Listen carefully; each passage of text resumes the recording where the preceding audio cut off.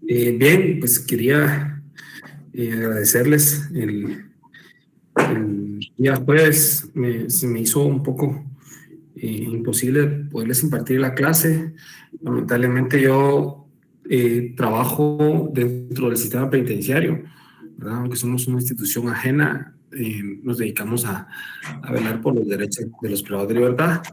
Entonces a veces se me dificulta porque hay diligencias urgentes y pues, dentro de la cárcel ustedes saben que es delito portar un teléfono, ¿verdad? Entonces me es muy imposible. A veces salgo de la cárcel solo para avisarles en el carro rapidito que no vamos a tener clase. Así que les agradezco siempre su comprensión. El día de hoy vamos a continuar desarrollando el contenido del curso, ¿verdad? Poco a poco nos vamos a ir metiendo en temas más interesantes para entender la perspectiva del derecho penal.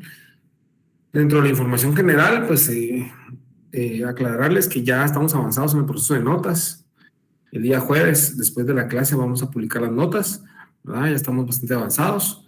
Eh, a mí se me vence el 18 de marzo, es el plazo que me notificó Control Académico para publicar mis notas correspondientes al primer parcial. Este segundo parcial se hace un poco más corto porque, como todos ustedes saben, tenemos la huelga de Dolores, que aunque aún no está autorizada, pues también tenemos Semana Santa y eso acorta un poco más el semestre. Así que yo les agradezco su apoyo, su comprensión. Se intenta siempre darles clase presencial, ¿verdad? O vía Zoom o vía Google Meet. No sé, no es mi metodología dejarles trabajos o dejarles hojas laboratorios o que lean documentos, porque al final ese no es el objetivo, ¿verdad? El objetivo es de que lo poco que se pueda aportar por esta vía, pues se pueda asimilar y pues que ustedes lo vayan reteniendo. Así que una vez que ya se les notificó que ya tenemos sus notas para el día jueves, pues vamos a dar inicio. Hoy vamos a hablar sobre, si se acordarán, el martes anterior hablamos sobre las clases de derecho penal que existe, ¿verdad? Y la relación que tiene con otras ciencias. El día de hoy vamos a estudiar unas teorías que sirven para que podamos determinar tanto fiscales del Ministerio Público, jueces y abogados litigantes, la teoría de la causalidad, ¿verdad? La cual nos va a servir para determinar la participación entre los sujetos, ¿sí? Y la acción u omisión que se realiza para que se concrete un hecho ilícito o un hecho penal, ¿verdad? Entonces, como siempre, voy a compartir mi pantalla. Ya estamos a aproximadamente 87 personas conectadas. Voy a compartir mi pantalla y con eso vamos a ir desarrollando la clase. Siempre les voy a solicitar a todos que puedan apagar sus micrófonos, ya que veo que hay algunos todavía por ahí que no tienen micrófono apagado, así que les pido por favor revisen que esté su micrófono totalmente apagado. Bien.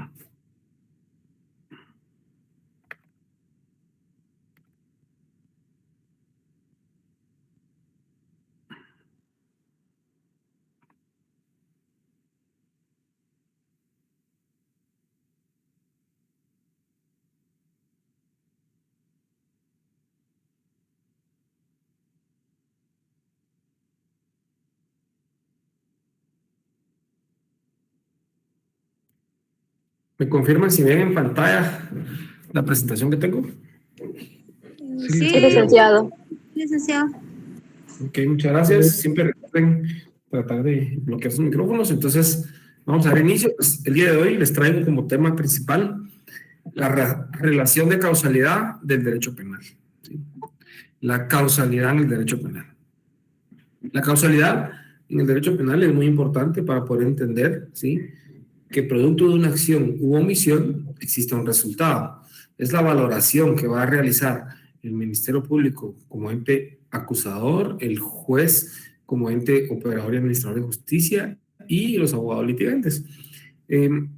Abajo les he puesto unos pequeños llamados a la teoría que vamos a desarrollar el día de hoy.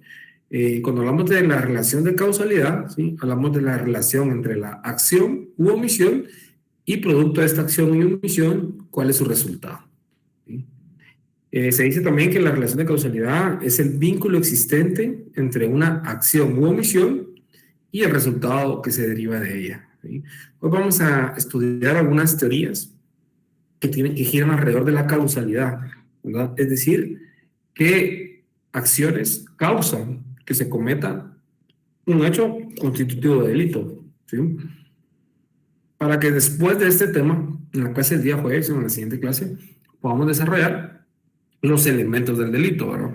Para entrar a estudiar la causalidad en el derecho penal y los elementos del delito, para poder estudiar cada uno de los delitos desde la perspectiva de sus elementos y de la causalidad que los rodea. Entonces, como tema principal, la relación de causalidad del derecho penal. La causalidad del derecho penal, en palabras muy sencillas, es la relación entre la acción u omisión y su resultado, ¿sí? O vínculo existente entre una acción u omisión y el resultado derivado de ella, ¿sí? Si en el examen ustedes me preguntan qué es la relación, yo pregunto qué es la relación de causalidad del derecho penal y me contestan con estos dos llamados, pues se toma como buena, ¿verdad? En pocas palabras y en un tema muy resumido, a eso se refiere la causalidad del derecho penal. La causalidad del derecho penal es la relación entre la acción u omisión y el resultado es ineludible, ¿verdad? Los entes operadores de justicia, Ministerio Público y abogados litigantes deben hacer un estudio entre la relación que existe entre la acción realizada y el resultado, ¿verdad? Esto depende totalmente cuál será el calificativo y cuál será la consecuencia, ¿verdad?, de un hecho constitutivo de delito. No obstante, en algunos casos la relación de causalidad puede presentar contrariedades, ¿sí? Ya sea por no constituir la causa que ha ocasionado el daño, ¿verdad? Muchas veces la causa, la acción o omisión, no ocasiona el daño final, ¿sí?, que es constitutivo de delito, ¿sí?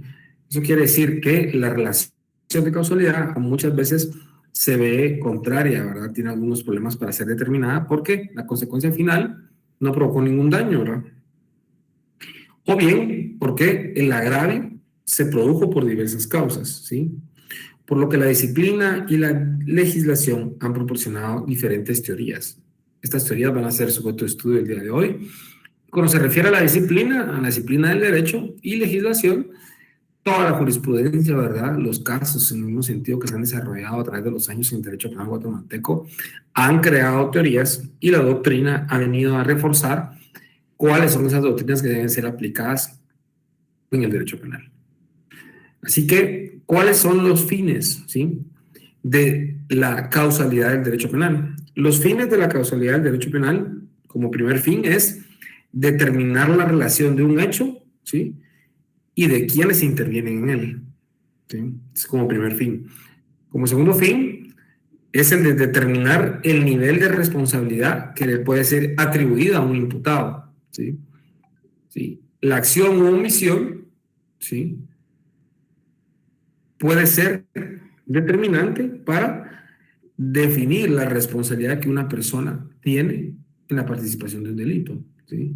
Entonces, la relación de causalidad del derecho penal, ¿sí?, tal y como lo establece la primera diapositiva, ¿sí?, tiene como segundo fin determinar el nivel de responsabilidad que puede ser atribuido al imputado, ¿sí? La relación de causalidad es un requisito que se establece, ¿sí?, el que por acción o omisión causa daño a otro, ¿sí?, interviniendo culpa o negligencia, está obligado a reparar el daño causado, ¿sí?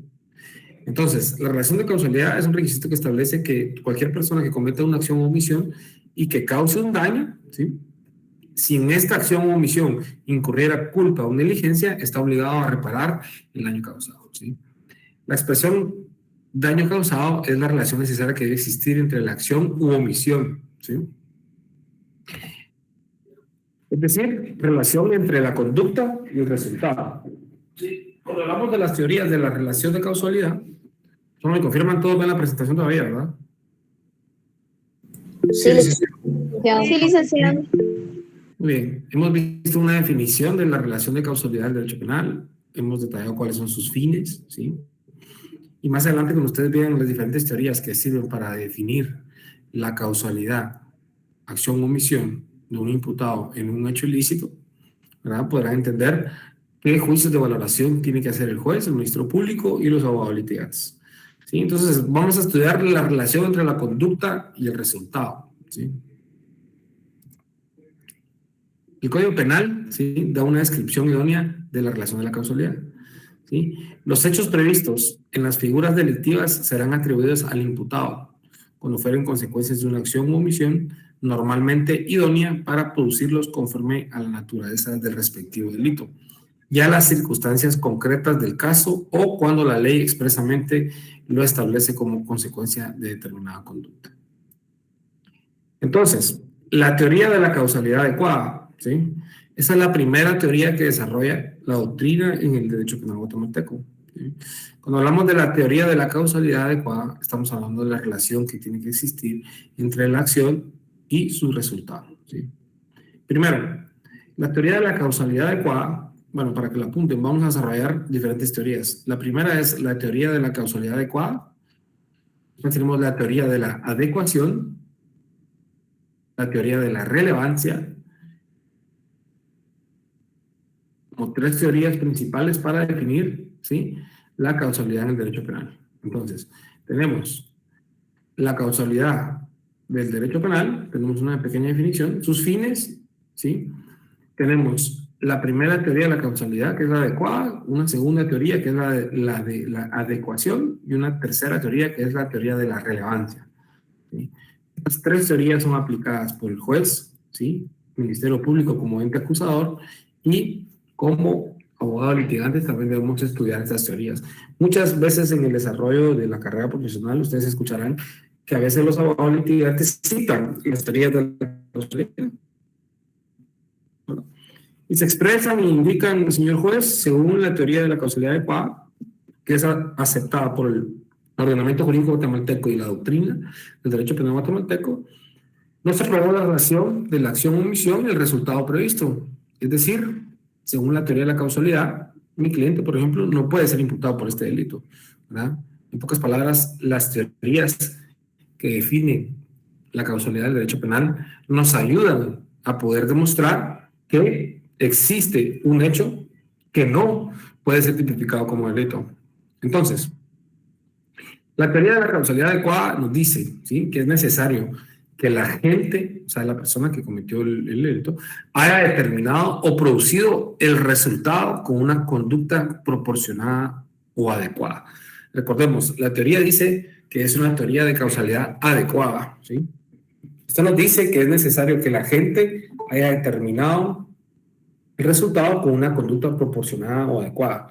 Ya voy a poner un ejemplo para que no nos perdamos, ¿sí? Recordemos, para que se dé la relación de causalidad, es imprescindible que el sujeto haya tomado la decisión de hacer algo de tal manera que sea un facilitador o que haya producido una acción causante de un resultado delictivo. Muy difícil de entender, yo lo entiendo, ¿verdad? Son definiciones que son muy difíciles de poder entender a primera vista, ¿sí? Entonces, la teoría de la causalidad adecuada nos dice, ¿sí?, que para que se dé esta teoría es imprescindible que el sujeto haya tomado la decisión de hacer algo de tal manera que sea un facilitador o que haya producido una acción causante de un resultado negativo o delictivo. Entonces, si soy facilitador para que se cometa un hecho ilícito, ¿verdad?, ustedes se pueden ir imaginando qué tipo de participación puedo tener en el delito. Pongamos un ejemplo. Cuando Marta le da a José una dosis de veneno, ¿sí?, por experiencia general, se establece que dicho producto puede ocasionar daños a la salud, ¿sí?, y hasta producir la muerte, por lo cual la acción de Marta es adecuada para producir el resultado sin necesidad de extender la cadena causal, ¿sí? Es decir, Marta, ¿sí?, es el autor intelectual, ¿sí?, de darle muerte a otra persona, pero lo hizo por medio de darle veneno, ¿verdad?, ya sea por agua, por medio de un té, un café, lo que sea. Ella utilizó, ¿sí?, de forma adecuada una acción para producir un resultado, ¿sí? Esta teoría de la causalidad es muy utilizada para poder examinar, ¿verdad?, cuando una persona ha participado en un delito, ¿sí?, pero no ha sido con violencia, por ejemplo, ¿sí?, sino lo ha hecho por medios adecuados para que estos medios produzcan una acción correspondiente que sea constitutiva de delito. Entonces, compañeros, cuando se habla de la teoría de la causalidad adecuada, es necesario que la gente, tal y como dice la presentación, haya determinado o producido el resultado con una conducta proporcionada adecuada. El ejemplo es muy claro, ¿verdad? ¿Sí? Marta le da una dosis de veneno, ¿sí? Con esta dosis de veneno produce la muerte, ¿sí? Es un novio, un coño, lo que sea, ¿sí? Entonces, utilizó una acción adecuada para producir el resultado esperado, ¿sí? Deben de existir, perdón.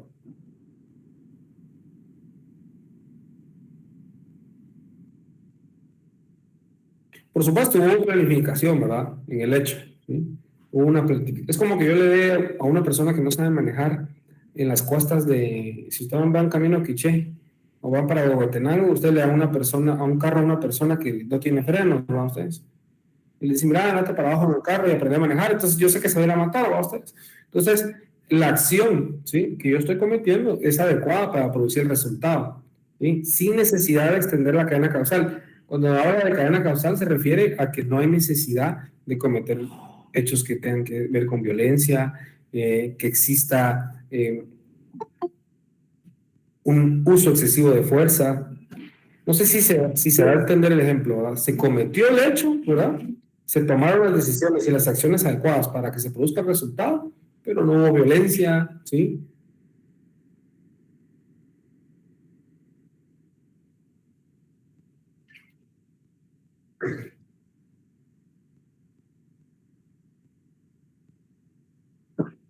Claro, por supuesto. Miren, la teoría de la causalidad adecuada, sí, es examinada por los jueces y por los fiscales y por los abogados litigantes para determinar ante qué tipo de causa, ante qué tipo de culpabilidad estamos, ¿verdad?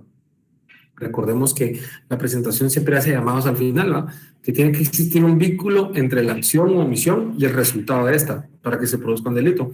Entonces, si solo fue un facilitador, ¿sí?, para terminar con la vida de alguien, igual se está cometiendo el hecho delictivo, se comete el delito, ¿sí? Pero lo único que hice fue una persona que mi conducta fue proporcionada y facilitó que se cometiera el hecho delictivo, ¿verdad? No existió violencia, no existió un uso desmedido de la fuerza, no existió tortura, no existieron vejámenes, ¿verdad? No hubo un daño secundario o terciario, ¿verdad? Se acabó con la vida de una persona porque le facilité. Eso es como que yo venga y tenga entre la familia una persona que se adicta a los antidepresivos, adicta a las pastillas para dormir, y yo le digo un día, mira, tomate 5 de una vez, ¿verdad? Así descansas más, descansas todo el fin de semana, ¿verdad? Entonces, ¿qué sucede? Sin duda cometo un delito, ¿verdad? Existe una relación entre mi acción y el resultado, ¿sí? Pero fui un facilitador para que se produzca esta acción. Entonces, el Ministerio Público será el encargado de probarle al juez que, según la teoría de la causalidad adecuada, el actor cometió el hecho delictivo, facilitándole las herramientas necesarias a una persona para que terminara con su propia vida, ¿verdad? O que sin saberlo le facilité las herramientas para que terminara con su vida. Es como que como que yo le doy un helicóptero a una persona y le digo, mira, necesito que te vayas aquí con el piloto y que vayamos a Matitlán, pero yo sé que no lleva gasolina el helicóptero, entonces van a morir. Entonces, ese tipo de actos, acciones u omisiones, ¿sí? ¿Por qué omisión? Porque yo podría decirle, mira, usa el helicóptero o usen el avión, pero no les aviso que no lleva gasolina, ¿no?, para que lo entiendan en palabras muy sencillas. Provoca un resultado, el cual puede ser constitutivo de delito. Entonces, la teoría de la causalidad adecuada es utilizada en muchas ocasiones por los peritos, por el Ministerio Público, por el juez, para determinar cuál fue la responsabilidad de la persona. Yo facilité que se produjera un móvil que es constitutivo de delito. No sé si me voy a entender o explico de una forma muy sencilla la teoría de la causalidad adecuada. Licenciado, disculpe, ¿eso quiere decir que esta teoría indica que solamente fue un medio facilitador, pero no involucra violencia? Sí, no involucra una violencia explícita, ¿verdad? Ok. En la comisión del acto, ¿verdad? Entonces, lo único que fue es que fue un medio facilitador. ¿Sí, escucho? O sea, que se podría decir que es como un hecho premeditado, o sea, un acto malicioso. Claro, ya vamos a ver los elementos del delito, todos los otros elementos que rodean a esta teoría, ¿verdad? Pero esta teoría lo único que les quiere dar a explicar es que es un hecho premeditado, con antelación, se planificó, ¿verdad? Pero solo facilité que se haya producido una acción que causa un delito, ¿verdad? O, por ejemplo, también se podría encuadrar en la teoría de la causalidad adecuada el hecho de proporcionar información para ustedes, para el secuestro de un niño, por ejemplo.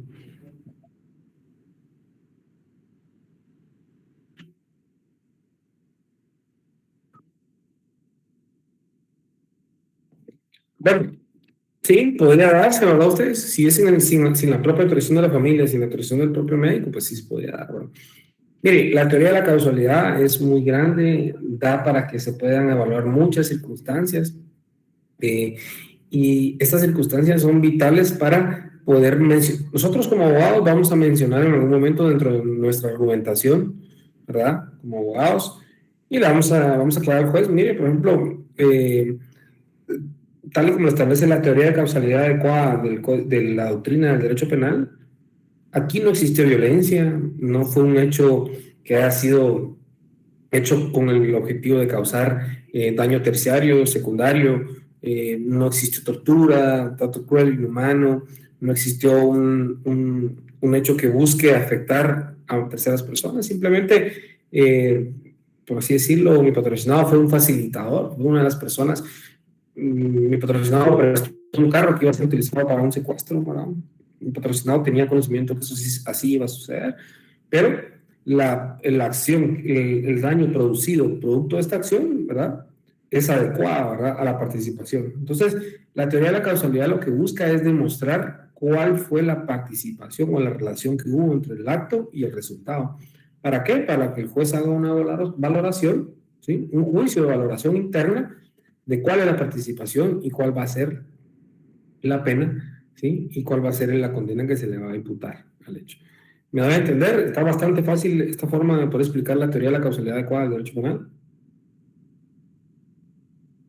La palabra clave es causalidad adecuada, ¿verdad? O sea, yo facilité los medios adecuados para que se produciera la acción penal y producto de esta se cometió un hecho ilícito penal, ¿verdad? Así despacito para que no se pierdan porque hay miles de autores y de fuentes que podemos utilizar confiables en donde vamos a perder de tanta palabra técnica que utilicen los juristas del derecho penal. Pero para estudiarla tenemos que ir determinando poco a poco. Entonces el ejemplo es claro, ¿verdad? Marta le da a José una dosis de veneno, ¿sí? Se establece que dicho producto puede ocasionar daños. Marta en algún momento podría decir, miren, yo no sabía que era veneno, sabía que era un químico que podía causar daño, pero no sabía que iba a causar la muerte. Entonces ahí entran los abogados, ¿verdad? Ustedes, los fiscales y el juez. Una pregunta, Lick. Sí. Cuando en un hecho real se demuestra esta teoría, podría como que contribuir a la reducción de una pena. Ese es el objetivo específicamente, ¿verdad? Ustedes. Ya. Que el juez respeta la teoría de la causalidad adecuada. Es el papel del abogado poder demostrar que en este caso en concreto se puede aplicar la teoría de la causalidad adecuada, ¿sí? ¿Para qué? Para disminuir esa responsabilidad penal, ¿verdad? Ustedes. Producto de una acción o omisión hay un resultado, ¿no? Pero esta acción y omisión, ¿verdad? Tiene un nivel de participación, ¿verdad? Ya cuando veamos los elementos del delito, a ustedes se les va a facilitar bastante porque ya van a poder ver si existió culpa, dolo, qué tipo de teoría de causalidad se puede aplicar. O sea, es ir estudiando los delitos desde todas sus perspectivas. Entonces, exactamente, va respondiendo a su pregunta. Se puede determinar y se puede utilizar la teoría de causalidad para poder reducir en algún momento la responsabilidad de mi sindicado, ¿no? Ustedes son bien patrocinados. Pero el mismo Ministerio Público puede utilizar esta teoría de la causalidad para explicar qué tipo de responsabilidad puede tener un acusado, ¿verdad? Ustedes. Por experiencia general, el Ministerio Público va con todo, ¿verdad, compañeros? El Ministerio Público realiza su acusación y hace una imputación de delitos para asegurar que el caso no se les caiga y primero para asegurar que van a haber detenciones, ¿no? Ustedes. Es el papel del abogado poder defender y poder desvirtuar y desarmar esas acusaciones. El papel del abogado es bastante bonito porque cuando recibe una acusación vienen por ahí 3, 4 delitos, ¿no? Ustedes. Es el papel del abogado empezar a botar delitos poco a poco, ¿verdad? A desmantelarlos, para quedarse solo con uno, ¿verdad? Que es el que realmente en el fondo sabemos que se cometió. Y si es inminente las pruebas, utilizar la teoría de la causalidad adecuada para poder disminuir esa responsabilidad. ¿Estamos bien con la teoría de la causalidad adecuada? Ahí estamos. Muy bien, perfecto. Son 3 teorías, no se nos olvide. Si pueden apagar sus micrófonos, les agradecería bastante. Segunda teoría, la teoría de la adecuación, ¿sí? La teoría de la adecuación siempre es un vínculo entre una acción o omisión y el resultado que se derive de ella es la relación entre la acción u omisión y su resultado. Y nos dice, esta teoría apoya la idea de que la causa, ¿sí?, en un sentido jurídico, solamente será relevante si es la adecuada para producir el resultado. ¿Sí? Ejemplo, Pedro, al ver que Juan le quita a su novia, ¿sí?, en venganza lo agrede físicamente, ¿sí?, provocándole daños corporales, ¿sí?, a consecuencia de las lesiones. Es hospitalizado, posteriormente es tratado con un médico inadecuado, provocándole la muerte. Entonces aquí hay bastantes cosas para examinar, compañeros. Existió una negligencia médica, ¿sí? Yo le pegué una golpiza a Juan porque me quitó a mi novia, pero él seguramente de la golpiza que yo le pegué no debía morir, ¿sí?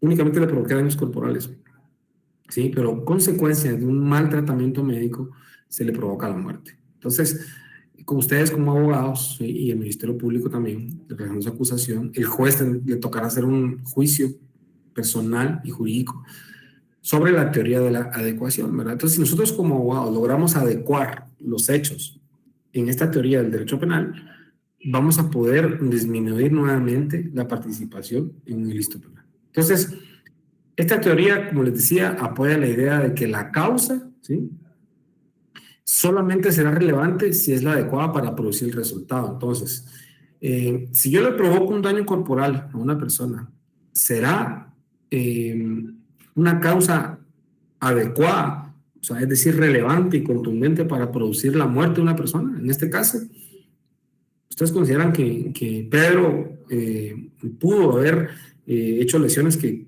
desencadenaran con la muerte?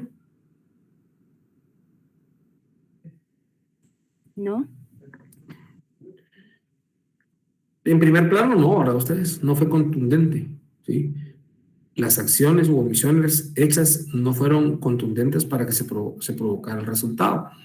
Entonces, la teoría de la adecuación busca que nosotros podamos determinar y hacerle entender al juez que según la teoría de la adecuación del derecho penal, ¿sí?, la acción que cometió Pedro no fue contundente para producir el resultado de la muerte. Que la muerte se produjo, ¿sí?, a raíz de un medicamento inadecuado provocando la muerte, un mal tratamiento médico. Les pongo un ejemplo. Les pongo un pequeño ejemplo. Yo realicé una visita, permítanme un momentito.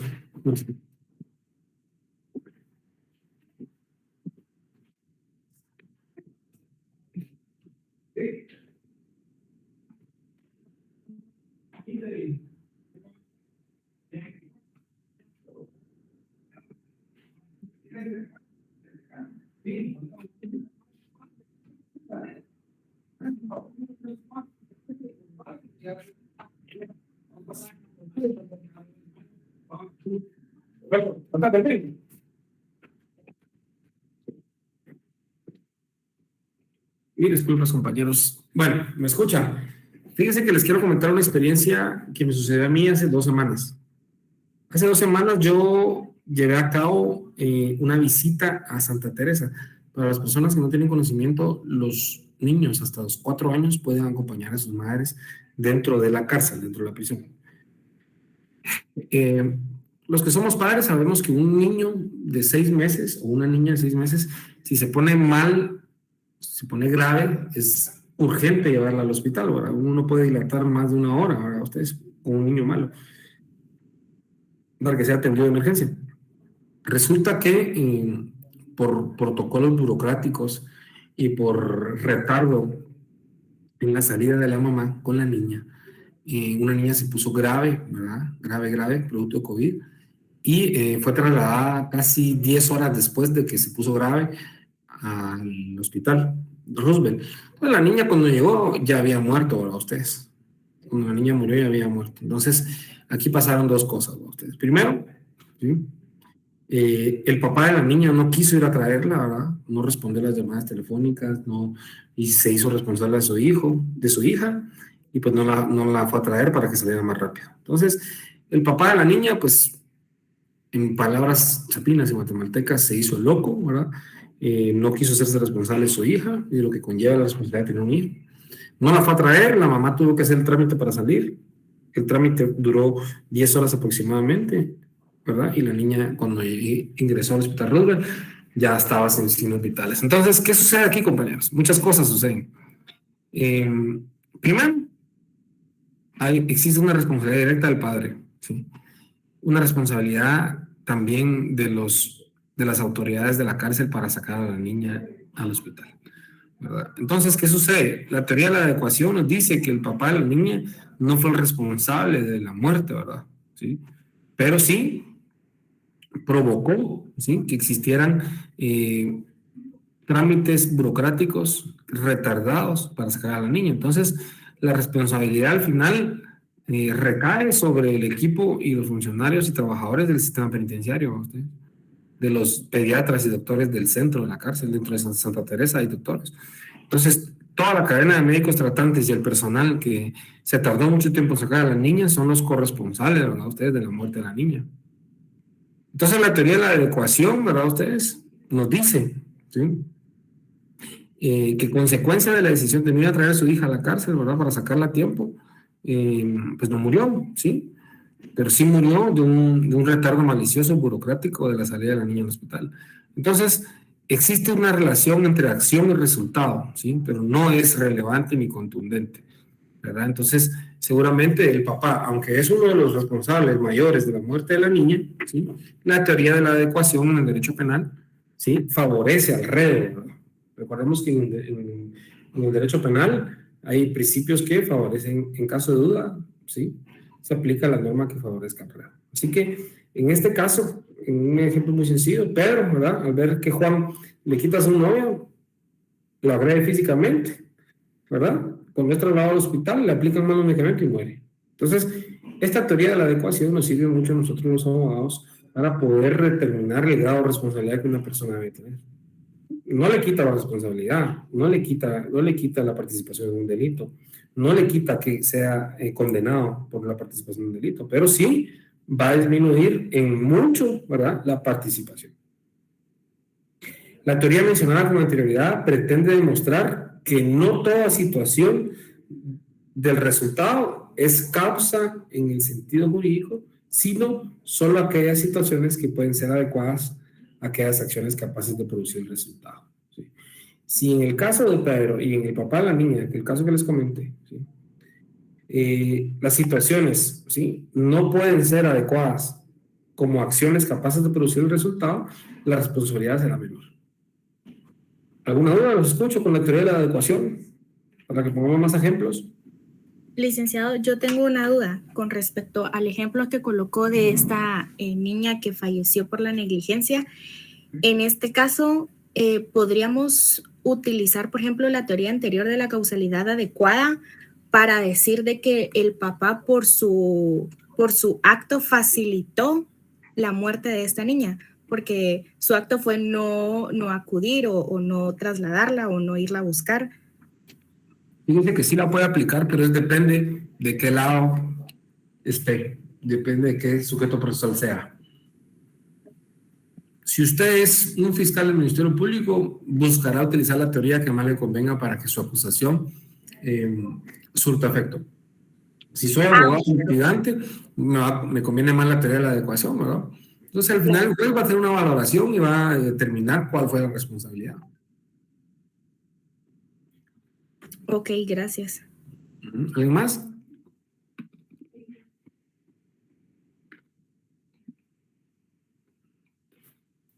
Yo creo que están bastante claras las teorías de la adecuación desde los puntos de vista que las estamos viendo.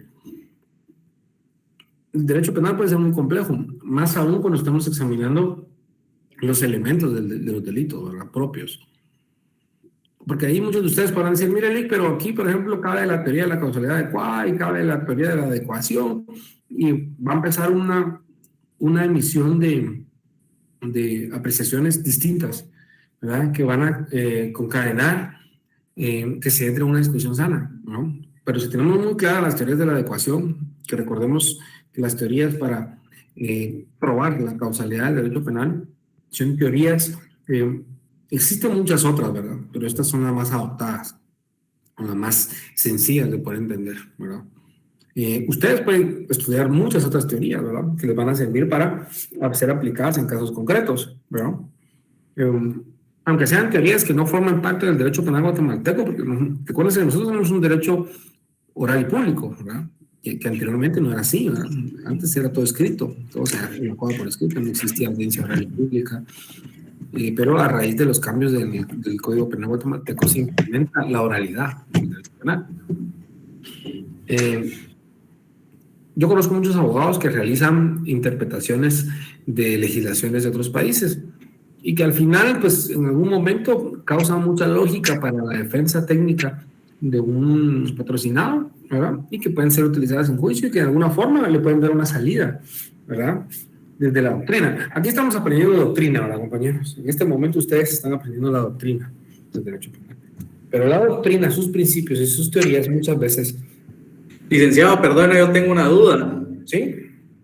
Digamos, un ejemplo. Yo voy por carretera, ¿verdad? Sí. Y de repente se me aparece un PMT de Mixco, por ejemplo. Sí. Y me detiene y me dice, mire sus documentos.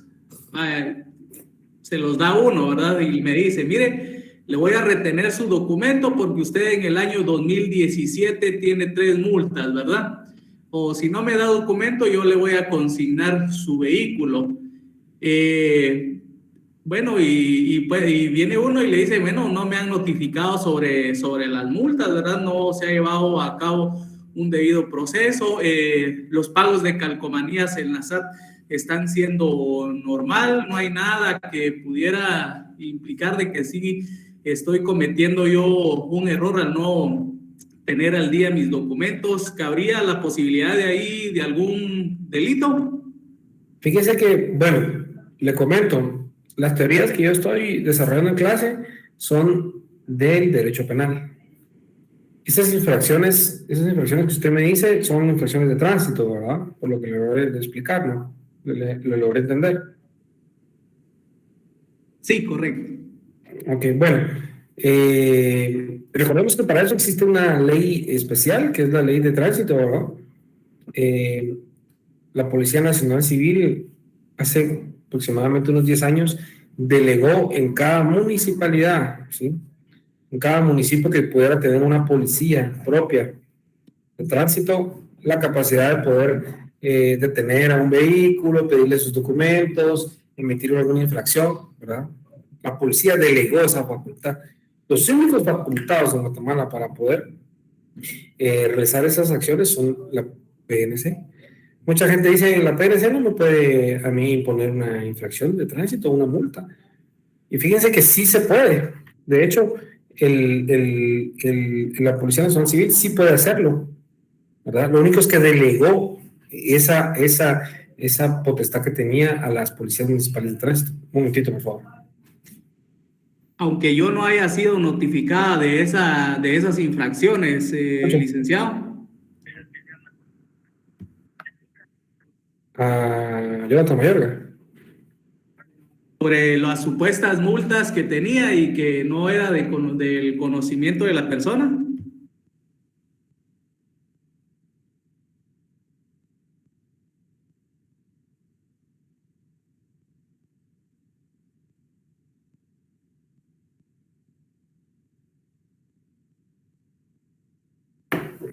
Perdón, compañero, permítame, ahorita vamos a retomar.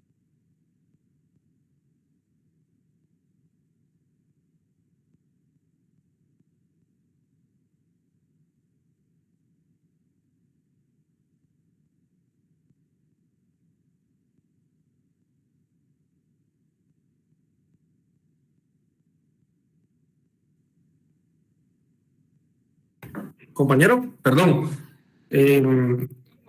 Usted me decía que si le pidieron sus documentos y usted no los tenía completos, ¿cuál era la responsabilidad que usted puede tener? Y exacto, porque no fui notificado, ¿verdad? Y además, bueno, no sé si claramente en el reglamento de tránsito dice que sí me pueden quitar mi tarjeta de circulación. Bueno, le comento, sí, lo que sucede es que la ley de tránsito y su reglamento, sí le dan la potestad a las policías municipales para que puedan, producto de infringir las sanciones que se le da, retener el vehículo hasta que la persona pueda ponerse al día en sus infracciones. Eso sí es una potestad que está en la ley de tránsito. La Policía Nacional Civil también tiene unos acuerdos y unos convenios que le otorgaron esa facultad a las policías municipales. El único requisito que le pusieron fue que cada municipalidad tuviera su policía propia, ¿verdad? Pero eso, ahí todavía no entramos en el mundo del derecho penal, ¿verdad usted? Porque eso todavía no es una infracción penal, no es un hecho constitutivo de delito, ¿verdad? Es ahí, en todo caso, existen los juzgados municipales y también los administrativos, ¿verdad? Licenciado, disculpe que lo interrumpa. Solo me podría aclarar la duda de que, digamos, la policía sí puede, pero tienen un departamento especial que tienen la autorización para poder suscitar las multas, no digamos no cualquier policía, o sí cualquier policía nacional civil. Cualquier policía tiene la facultad. Ellos son los que se la delegaron a las policías municipales. Gracias, licenciado. Licenciado, yo he tenido la oportunidad de encontrar en carreteras en el interior del país de que directamente tránsito de la PNC la que multa. Tiene la facultad de hacerlo. Ajá. Sí, Pero ellos ya se identifican como departamento de tránsito. Sí, fíjense que les voy a contar, como les comentaba, hace muchos años la Policía Nacional Civil era la única que estaba facultada para poder colocar multas, ¿verdad? Verificar la condición de un vehículo, retener un vehículo, los papeles. Y a raíz de los convenios que se desarrollaron entre la Policía Municipal de Tránsito y las municipalidades, le facultaron a las municipalidades para que pudieran realizar esas acciones, ¿verdad? Pero era porque la Policía Nacional Civil no tenía la capacidad de tener una cobertura a nivel nacional para realizar estas acciones, ¿verdad? Entonces delegaron a las municipalidades la facultad de poder dentro de sus territorios administrar todas las capacidades y facultades que establece la ley a las policías municipales, a los policías municipales.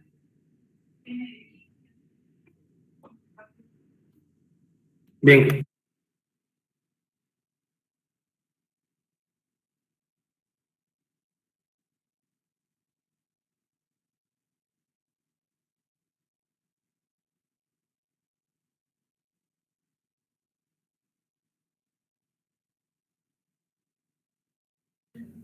Perdón.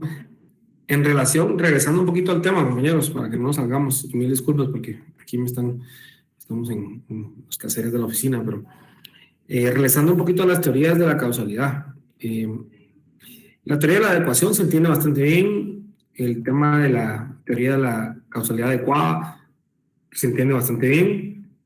Me gustaría saber si estos ejemplos pueden explicar o definirles a ustedes cómo funcionan esas teorías, en virtud que para mí es bien importante que ustedes tengan de primera mano, ¿sí? Y de una forma muy sencilla, la explicación de las teorías que nos ayudan a definir la causalidad del derecho penal, ¿verdad? Entonces, la teoría de la causalidad y la de la adecuación. Licenciado, buenas tardes. ¿Usted sería tan amable de darme otro ejemplo acerca de la teoría de la adecuación? Claro, por supuesto, tenemos la teoría de la adecuación. Solo si podrán bloquear su micrófono, por favor. La teoría de la adecuación. ¿Sí? Hello. Voy a solicitar que puedan apagar sus micrófonos porque me escucho en el eco de su propio micrófono. Alejandra, puede apagar su micrófono.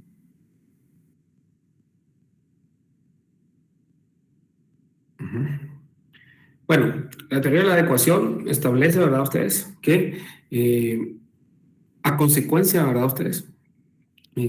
Si mi acto fue relevante para producir un resultado, ¿verdad? la causa con la cual, o la acción o omisión que se realizó el acto, ¿verdad? Tiene una relación directa con mi responsabilidad, ¿verdad? Se recordarán que en el ejemplo que di de la niña, ¿verdad? El padre de la niña es un corresponsable de la muerte, ¿verdad? Pero la niña no murió porque el papá no la fue a recoger, la niña murió porque no llegó a tiempo al hospital, lo cual no es culpa del papá tampoco, ¿verdad? Es culpa de las autoridades del sistema penitenciario y de los hospitales nacionales, ¿verdad? En el caso que propongo en la presentación, ¿verdad? X agrede físicamente a Y y producto de esta agresión la persona es trasladada a un hospital, pero como le aplican un medicamento inadecuado le provocan la muerte, ¿verdad? Es decir, yo cometí un acto, yo cometí una acción, ¿verdad? Pero producto de esta acción la persona no muere, ¿verdad? Únicamente provoca un resultado, ¿sí? Este resultado es que la persona es trasladada al hospital, ¿verdad? ¿No? Pero la muerte no fue provocada por las heridas que yo le causé, sino que fueron provocadas por el mal tratamiento médico que se llevó a cabo.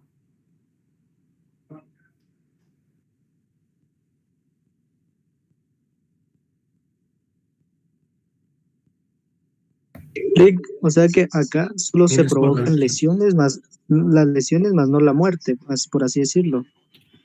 No en todos los casos van a ser lesiones, ¿verdad? Ustedes, ¿sí? Porque en el caso de la niña que yo les comenté, que falleció porque no fue trasladada a tiempo a un hospital, ahí no se provocó ninguna lesión, ¿verdad? Ustedes, simplemente mi acción o mi omisión, ¿sí? Desencadenó un resultado que terminó con la muerte de una niña, ¿sí? Ahí no hubo ninguna lesión, ¿sí? Si mi acto, ¿sí? Fue relevante para la muerte, ¿sí? Yo soy el responsable directo de la muerte de esta niña, ¿sí? Pero como mi acto no fue relevante ni contundente para que provocara la muerte de una persona, la teoría de la adecuación, ¿sí? Determina cuál es mi responsabilidad. Estamos bien con el tema de la teoría de la adecuación.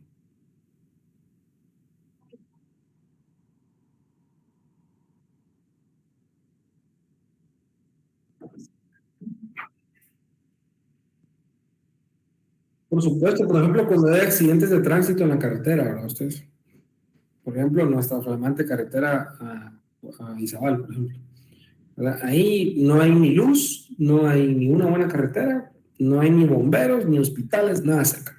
Si yo voy en mi carro y tengo un accidente, ¿sí? Producto de este accidente, yo provoco que otro carro también tenga un accidente aparatoso y que las personas que van dentro de ese vehículo sufran lesiones graves.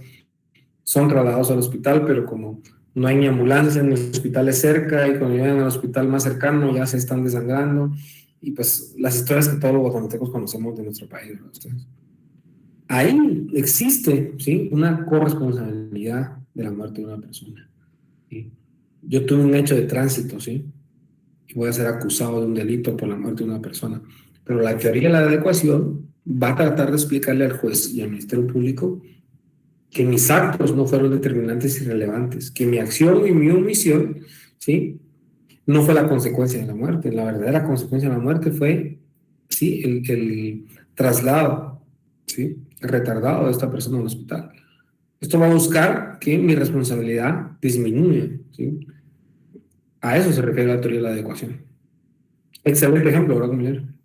Y con un ejemplo también podría ser, por ejemplo, una persona le da dinero a otra persona para que, digamos, me saquen de mis casas, ¿verdad? Y me pierdo, ¿verdad? Y digamos, a esas circunstancias llegan, digamos, problemas mentales, depresión, psicosis. ¿Se podría probar, digamos, me imagino, con pruebas de médicos eso? Si yo le doy dinero a una persona para que haga, ¿qué me dijo? Por ejemplo, si yo le doy, una persona le da dinero a otra persona, ¿verdad? Para que esta persona me induzca a mí a perderme y llevar una vida así como que de vicios, de consumos. Y como usted bien sabe, estas drogas hacen que las personas se pongan mal de la cabeza mentalmente, ¿verdad? En ese caso, compañero, la teoría correcta sería la teoría de la causalidad adecuada, porque yo facilité, ¿sí? Dinero para que una persona se drogara y que producto de esa facilitación del dinero, esta persona muriera, ¿sí? Ahí me explicaría la otra teoría, la de la causalidad adecuada. Lick, a mí me causa más dudas esto, pero son dudas buenas. Me recuerdo que hace más de un año hubo un accidente en la Villalobos donde una camioneta le chocó a otro carro chocó a otro, total fueron como 7 carros chocados. El último carro chocado se fue a un barranco de la Villalobos, ¿verdad? En este momento, como no se podía pasar, nos tuvimos que bajar todos, empezaron a llegar los licenciados para ver los casos y todo. En este caso, el último carro que se fue en el barranco no tendría ninguna relación con la camioneta que chocó primero. Se puede aplicar este tipo de teorías para la rebaja de estas responsabilidades. La teoría de la adecuación, la última, ¿verdad? La que estamos viendo. Bueno, ahí estamos. Excelente. Bien, yo creo que ya tenemos la idea, ¿sí? En una teoría, el verbo principal, el verbo rector o el chivo es ser facilitador, ¿verdad? Para que se cometa un delito. Y en la teoría de la adecuación, sí cometí un acto, estoy consciente, pero producto de mi acción, ¿sí? No se concluyó con una muerte. ¿Sí? Fue todo lo que sucedió después de la acción que yo cometí, lo que desencadenó. En una soy facilitador y en otra cometo un hecho que, pues, lamentablemente por otras acciones que son aisladas a mi persona, pues desencadenaron la muerte de una persona. Bien, teoría de la adecuación, ¿verdad? Vamos a ver con la teoría de la causalidad adecuada y con la teoría de la adecuación. La teoría de la relevancia, ¿sí? Esta es una nueva teoría. Para esta teoría, toda circunstancia puede ser tomada como causa del resultado, ¿verdad? Repito, para esta teoría, toda circunstancia puede ser tomada como causa del resultado. ¿Sí? Y para la teoría de la relevancia, toda circunstancia, toda acción puede ser tomada como causa del resultado final. ¿Sí? Pero solo se dará una inculpación cuando se verifique que el hecho es legalmente relevante, considerando el tipo penal instituido. Pongo un ejemplo para que podamos facilitarlo. Recordemos, tiene que existir un vínculo entre la acción o omisión y el resultado de este. Ejemplo, David va a una fiesta, se enoja con Mario, ¿sí? Este saca su arma y mata a Mario, ¿sí? El resultado de la acción fue el asesinato de Mario, ¿sí? Ya que le dio muerte. La consecuencia de esto, ¿sí?, es ir a prisión a afrontar de 25 a 50 años de cárcel, ¿sí?, la cual se encuadra en el ordenamiento jurídico penal. En pocas palabras, compañeros, cuando hablamos de la teoría de la relevancia, estamos hablando que todos los actos que se cometieron sí están encuadrados y son elementos de un delito para ser considerados como tal, ¿sí? Es decir, aquí sí no fui facilitador únicamente del veneno que mató a Mario, ¿verdad? Aquí, en esta ocasión, cometí un acto, pero no murió por el acto que yo cometí, sino murió por un acto de una tercera persona que lo atendió en un hospital. Acá sí, yo cometí un acto, ¿sí?, llevé a cabo, ¿sí?, con premeditación en la acción penal, antijurídica, le di muerte, ¿sí?, utilicé un arma, ¿sí? Esto está tipificado como delito y se encuadra entre el ordenamiento jurídico penal. La teoría de la relevancia es la teoría que más se utiliza en el derecho penal guatemalteco para realizar las acusaciones. Es la teoría más utilizada en todo el ordenamiento jurídico penal guatemalteco. Acá sí se cumplen con todos los presupuestos y todos los elementos para que sea tipificado como delito. De hecho, el Ministerio Público en la mayoría de ocasiones realiza sus acusaciones en base a la teoría de la relevancia, ¿sí? Los actos que se realizaron son relevantes, ¿sí?, para probar el delito. Existe una relación directa entre la acción y el resultado, ¿sí? Es relevante la acción realizada por el imputado. La mayoría de acusaciones del Ministerio Público tienen que ir con la teoría de la relevancia. Será ya el papel del abogado tratar de individuar esta teoría con la teoría estudiada anteriormente, ¿verdad? Pero ese ya es el papel del abogado dentro de un proceso penal. La teoría de la relevancia es la que menos cuesta explicarle a los estudiantes de derecho, porque es una de las teorías más fáciles de entender. Se dan todos los elementos procesales, todos los sujetos procesales participan. Tenemos una causa que es, por ejemplo, tenemos el uso de un arma, ¿sí? Hubo enojo, es decir, hubo una premeditación, una intención directa de hacerle daño a otra persona, de finalizar con su vida. Se cumplieron con todos los requisitos procesales y elementos del delito para que se pueda tipificar como un jurídico penal, ¿verdad? ¿Estamos claros con esa teoría? Bastante sencilla de entender. Son 3 teorías únicamente, ¿verdad?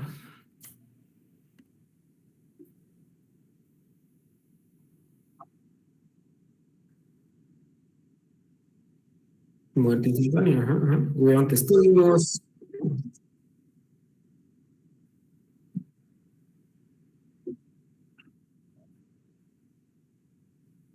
Fíjese que en la teoría de la relevancia regularmente existen testigos, ¿verdad? Muchos testigos que pueden confirmar que el hecho sucedió de esa forma, ¿verdad? Una persona sacó su arma y le dio muerte a otra, disparándole. Ese era su objetivo, darle muerte. Incluso lo manifestó, dicen algunos testigos, ¿verdad? El problema es que el Ministerio Público, en las otras teorías, en la teoría de la adecuación y en la teoría de la causalidad adecuada, también a veces han escuchado ustedes los famosos testigos falsos, ¿verdad? Que los ponen a repetir ciertas actos que no sucedieron en la vida real, pero lo hacen para poder desvirtuar las otras teorías, ¿verdad? Ustedes, aunque sean testigos falsos y con acusaciones inventadas, ¿verdad?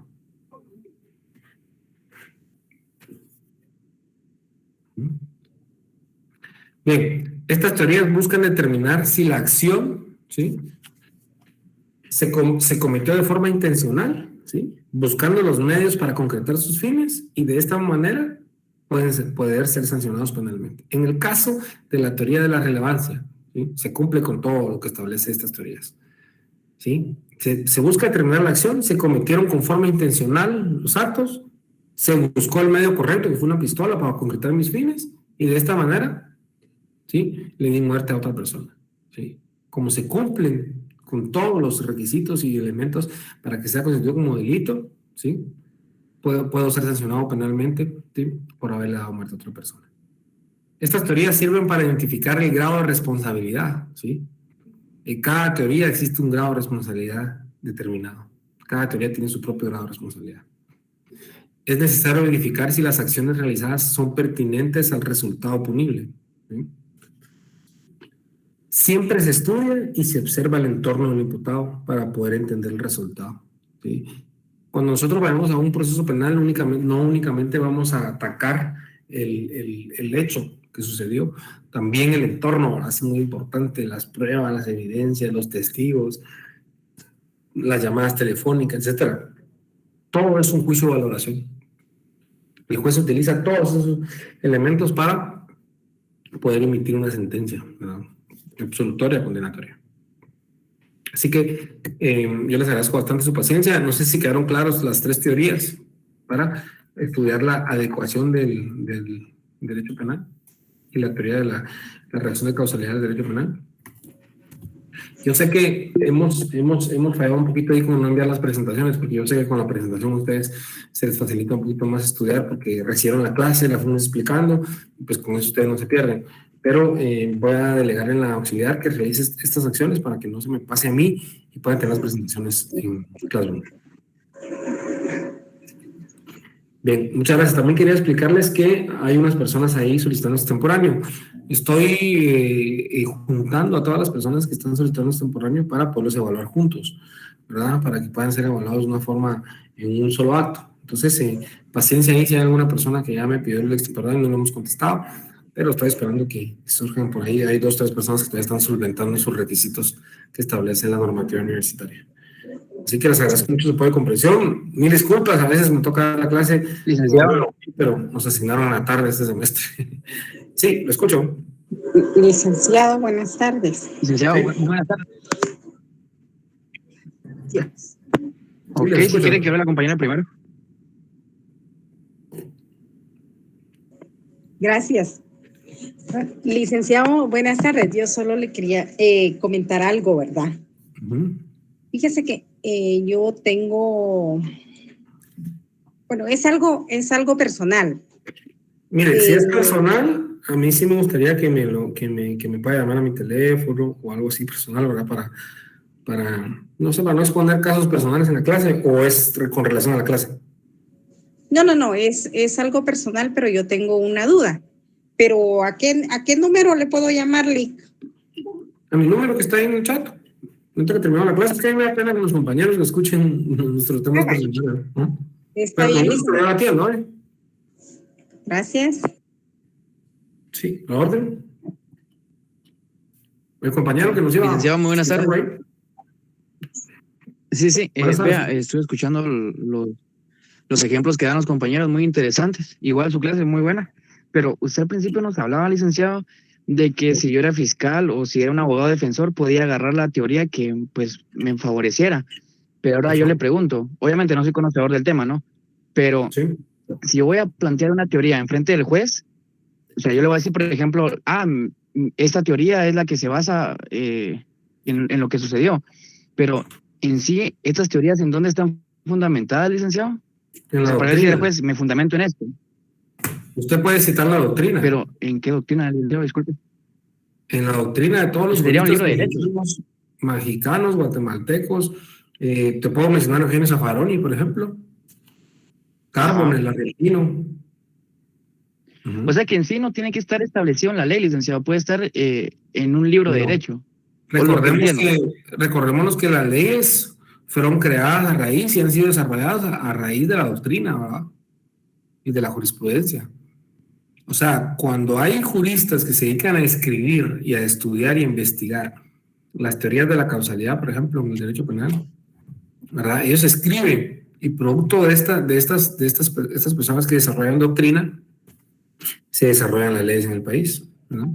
Se presentan inconstitucionalidades, se hacen reformas al Código Penal, ¿verdad?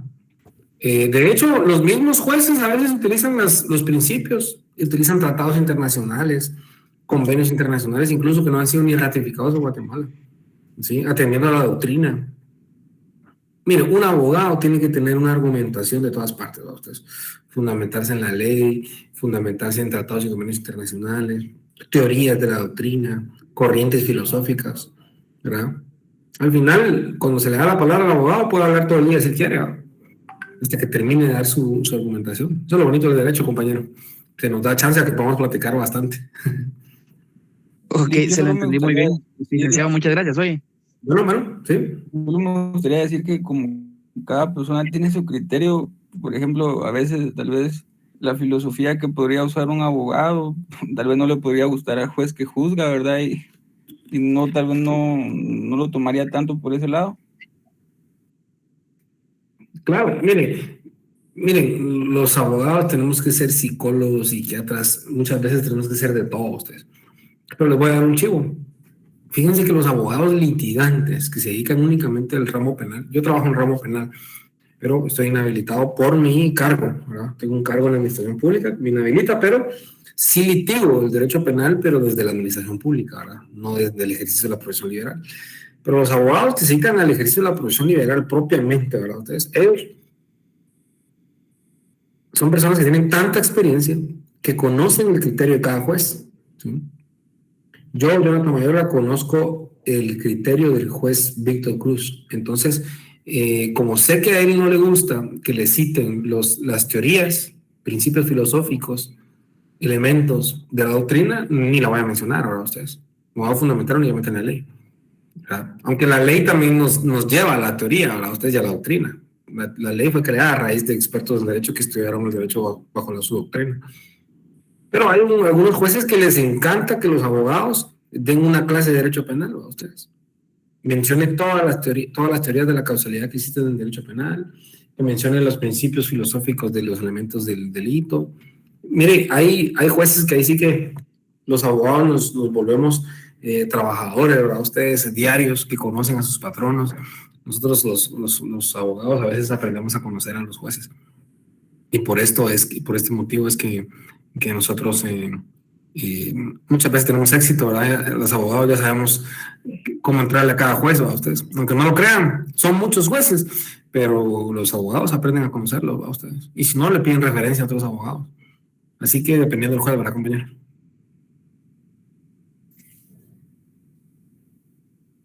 Bien, les agradezco bastante su apoyo y su comprensión.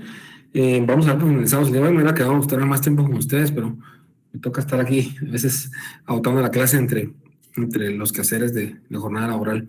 Les agradezco mucho su apoyo y comprensión. Yo regularmente estoy en la jornada nocturna, a mí se me facilita más estar en ese horario, pero en esta ocasión pues fui asignado a la vespertina y pues para mí es un privilegio y al contrario, me gusta mucho estar con los estudiantes de la jornada vespertina, porque yo también fui estudiante de la jornada vespertina.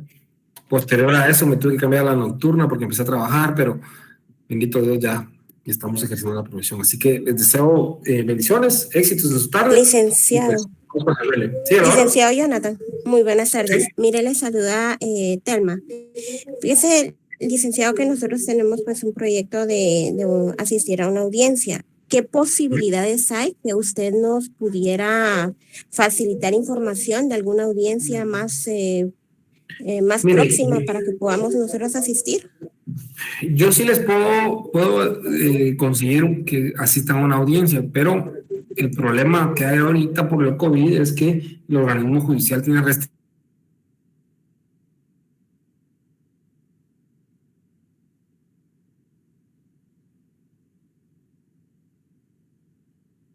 Para ustedes es voluntario, pero aún así cuesta mucho, no porque el juez no quiera, porque los jueces sí permiten eso, que los estudiantes vayan a escuchar audiencias y vayan al desarrollo de una audiencia penal.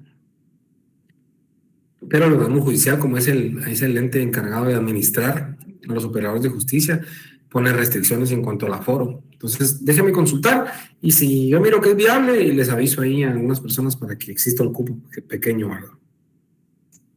De acuerdo, licenciado. También si fuese posible, abusando pues de su buena personalidad, si nos pudiera conseguir por lo menos, aunque sea una virtual, yo sé se lo agradecería un montón. Mire, si el caso no está bajo reserva y no hay actuaciones pendientes, se puede conseguir, ¿verdad?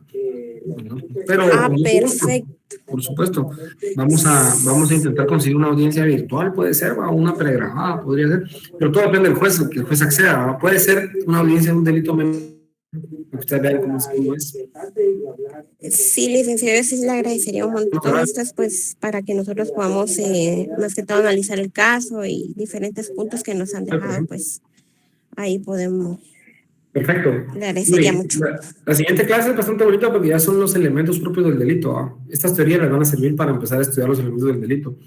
Así que les agradezco su apoyo y comprensión y estamos a la orden. Gracias, licenciado. Buenas tardes. Gracias, licenciado. Gracias, licenciado. Feliz tarde. Feliz tarde.